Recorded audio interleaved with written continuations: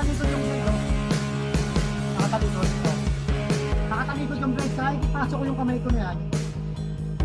Ayan, yung bicep ko, kahit ipasok ko yan, ipiting ko, hindi naman ako masusugatan yan kasi nakatalikod ko yun. Ulit, tayo ipapakita ko yun.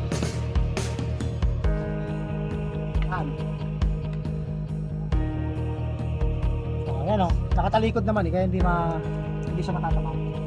Oh, ito yung variation ng saksak dito sa number 2. From the